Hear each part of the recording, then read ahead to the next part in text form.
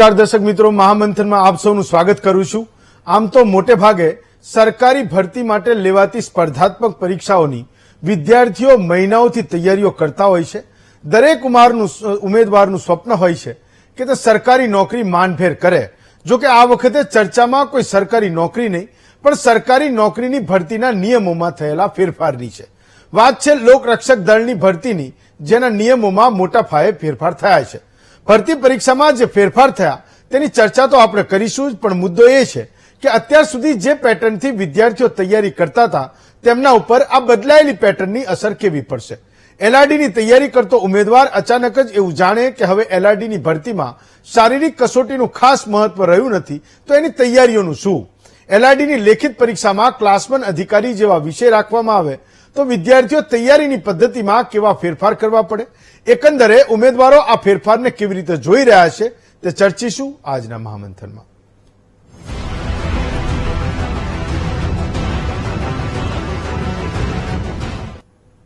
તો ગુજરાતમાં પોલીસમાં ભરતી થવા માટે ગુજરાતનો યુવાન એ કેટલો ઉત્સુક છે એનો એક આંકડો કહું છું, ડેટા કહું છું।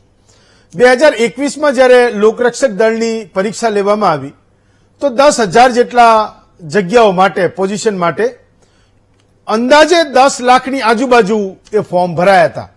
એટલે તમે સમજો કે એક જગ્યા છે એની સામે 100 યુવાનોના, 100 વિદ્યાર્થીઓના ફોર્મ ભરાયા હતા જે ઉમેદવારી એમણે કરી હતી। તો 10,000ની સામે 10 લાખ ફોર્મ એ લોકરક્ષક દળની પરીક્ષામાં ભરાયા હતા।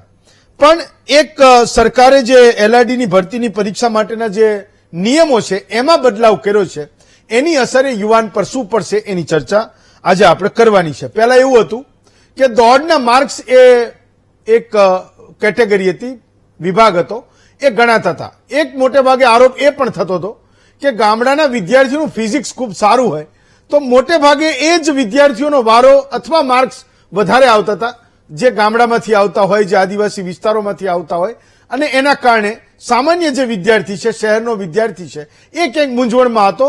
ક્યારેક એ સરકારમાં એ વાત પણ પહોંચી છે કે આ જે દોડના માર્ક્સ છે એ મેરિટમાં ગણાવવા નહીં જોઈએ। તો એક પહેલો બદલાવ, મોટો બદલાવ એ થયો છે કે હવે લોકરક્ષક દળની પરીક્ષા જ્યારે પણ યોજાશે તો દોડના માર્ક્સ નહીં હોય, પણ હશે એવું કે એક નિયત સમયમાં એ જે કિલોમીટર કીધા એટલું એને દોડીને બતાવવાનું રહેશે। આ એક બદલાવ કર્યો। બીજો બદલાવ એ કર્યો કે વજનને પણ એ મેરિટમાં ગણતા હતા એને પણ રદબાતલ કર્યું છે। હવે વજન એ મૂળ મેરિટમાં નહીં ગણાય। અને ત્રીજો જે બદલાવ છે એ છે કે અત્યાર સુધી ઓબ્જેક્ટિવ પરીક્ષા, એટલે કે એક પ્રશ્ન હોય, એના 4 એના વિકલ્પ હોય, એમાંથી એક પસંદ કરવાનું। અત્યાર સુધી એવું હતું કે 100 માર્કનું એ પેપર લેવાતું હતું અને મોટે ભાગે 2 કલાકનો સમય હતો। હવે એ પેપર 200 માર્કનું થઈ ગયું, 2 વિભાગ કરવામાં આવ્યા અને દરેક વિભાગમાં ઓછામાં ઓછા 40% માર્ક્સ એ વિદ્યાર્થીએ લાવવા પડશે। કેટલાક વિષયને રદબાતલ કર્યા છે અને એની સાથે બદલાવ એ થયો છે કે ભારતનું બંધારણ અને ઇતિહાસ પણ એ હવે ભણવા પડશે, વિદ્યાર્થીઓને પરીક્ષા આપવી પડશે। તો આજે આપણે એ સમજી લઈએ। આપણી સાથે આકાશ શર્મા છે। 3 મૂળ તો સવાલો છે અને એના આધારે સમજીશું કે જે વિદ્યાર્થીઓ લોકરક્ષક દળની પરીક્ષા માટે તૈયારીઓ કરે છે એના માટે આ બદલાવ એ શું લઈને આવ્યો છે। આપણી સાથે આકાશ શર્મા છે। વિષય છે પોલીસ ભરતીના નવા નિયમ વિદ્યાર્થીઓને અસર શું કરશે।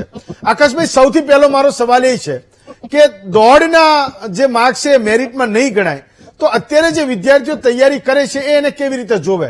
મને જ્યાં સુધી યાદ છે ત્યાં સુધી અગાઉ એકવાર સરકારમાં એ રજૂઆત થઈ છે, કદાચ મલ્ટી ડિસ્ટ્રિક્ટમાં પણ થઈ હશે, કે દોડના માર્ક્સને તમે મેરિટમાં ના ગણશો। આ નિયમનો શું એ બદલાવથી શું અસર પડે વિદ્યાર્થી પર? આકાશભાઈ।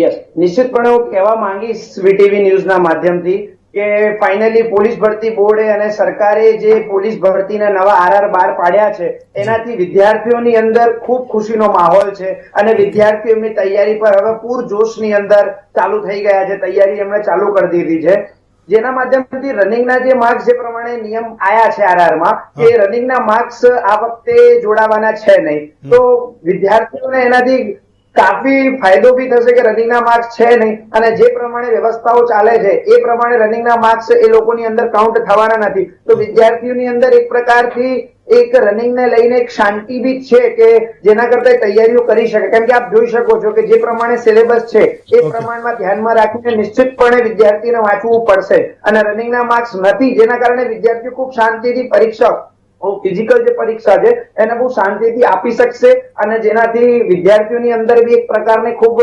શાંતિભર્યો માહોલ છે અને ખુશીનો માહોલ છે કે ચલો હવે રનિંગમાં જે વર્ક કરવું પડતું હતું, જે પ્રમાણે મહેનત હતી એ હવે નહીં રહે. એટલે તમે એવું કહો છો કે ફિઝિકલ એક્ટિવિટી જે એને કમ્પલસરી એક મોટો સમય એને ફાળવવો પડતો હતો, એના બદલે અમે લેખિત પરીક્ષા માટે મહેનત કરશે. મારો બીજો સવાલ, વજનવાળી જે વાત છે, જે નિયમ લાવ્યા કે વજનના ગુણ જે છે એ મેરિટમાં નહીં જાય, એનાથી શું ફાયદો થાય, ગેરફાયદો હોય તો એ કહો આકાશભાઈ. જો કે આનાથી સરકારે જે નિયમ બહાર પાડ્યો છે કે વજનના જે પ્રમાણે વેટ નો જે કેટેગરી હતી, જે વેટેજ નું હતું એ પ્રમાણે એને કોઈ કાઉન્ટિંગ આ વખતે નથી. જો કે ખૂબ વિદ્યાર્થીઓ માટે ખૂબ સારો ડિસિઝન છે. હા, પણ જે પ્રમાણે ચુસ્ત પોલીસની આપણે એક વ્યવસ્થાઓ જોવા જઈતા હોય અને સિંઘમ જેવા જોવા જઈએ, હાલાકી કદાચ આપણને ઓછું જોવા મળે પણ એવું છે નહીં, પણ 5 કિલોમીટર જે વિદ્યાર્થી છે, જે પુરુષ વર્ગ જે 5 કિલોમીટર 25 મિનિટમાં દોડશે, એનો ફિઝિકલ લગભગ આપણે કહી શકાય કે ફિટનેસ તો છે જ. એટલા માટે જે ક્રાઇટેરિયા મૂક્યો છે, હા, એક હાઇટ નો ફેક્ટર જે હું કહેવા માંગીશ મારા રીતથી કે હાઇટ નો જે ફેક્ટર જે પ્રમાણે નોંધ કરવાનું હતું, હસમુખ પટેલ સાહેબ પોતે બી કહેતા હતા કે હાઇટ નો ક્રાઇટેરિયા આ વખતે આપણે એની અંદર દાખલવાનું નથી, પણ આ વખતે એનો ઉલ્લેખ હાલ સુધી આરઆરમાં કર્યો નથી અને નોટિફિકેશનમાં આવે તો કહી ના શકાય. પણ જે પ્રમાણે વજનનો મુદ્દો જે ઉલ્લેખ કર્યો છે એના કારણે આપણે કહી શકાય કે એટલો કોઈ ફરક અને એટલો કોઈ એ પોલીસની અંદર ફિટનેસનો કોઈ ઝાઝો ફરક નહીં પડે, એટલે કહી શકાય કે આવકાર્ય ડિસિઝન છે. ઓકે, ત્રીજો પ્રશ્ન, ઓબ્જેક્ટિવમાં 100 માર્કનું પેપર 200 માર્કનું થયું, 2 કલાકના બદલે 3 કલાક મળશે, તો શું ફેર પડશે? એ જે કેન્ડિડેટ છે, જે તૈયારી કરે છે, એને આ નિયમથી શું ફેર પડશે? વીટીવી ન્યૂઝના માધ્યમથી હું એ બી આપને કહેવા જઈશ અને દરેક વિદ્યાર્થીઓને કહેવા જઈશ કે સકારાત્મકતા નકારાત્મકતા જોવું એ આપણા હાથમાં છે. હાલ આપણી જોડે જે આરઆરના નિયમ છે એ પ્રમાણે મેથ્સ અને રીઝનિંગ એમનો માર્ક્સ લગભગ રીઝનિંગ 30 માર્ક્સ નું કરી દીધું છે, મેથ્સ 30 માર્ક્સ નું કરી દીધું છે, અને કોમ્પ્રિહેન્શન જે ગુજરાતી જે 20 માર્ક્સ નું કર્યું છે. એટલે 80 માર્ક્સ માંથી આપણે કહી શકાય કે જે 60 માર્ક્સ મેથ્સ અને રીઝનિંગ ના છે. એમ જો સકારાત્મક તમે જોવા જાવ તો 60 માર્ક્સ ના રોકડિયા માર્ક્સ કહી શકાય કે 60 માર્ક્સ માંથી આપ રોકડે માર્ક્સ લઈ શકો. થોડી મહેનત મેથ્સ ની અંદર, રીઝનિંગ ની અંદર દરેક વિદ્યાર્થીને કરવી પડશે.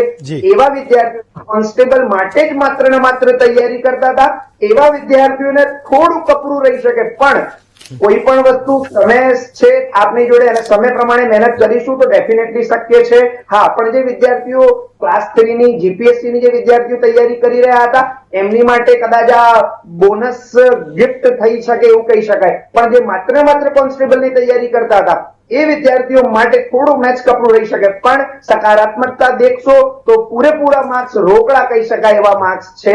તો થોડી જો મહેનત કરીએ તો પૂરા રોકડા માર્ક્સ આવી શકે છે. ફાઇન, ચલો આકાશભાઈ, હું આપનો ખૂબ ખૂબ આભાર માનું છું. આજના બીજા વિષય તરફ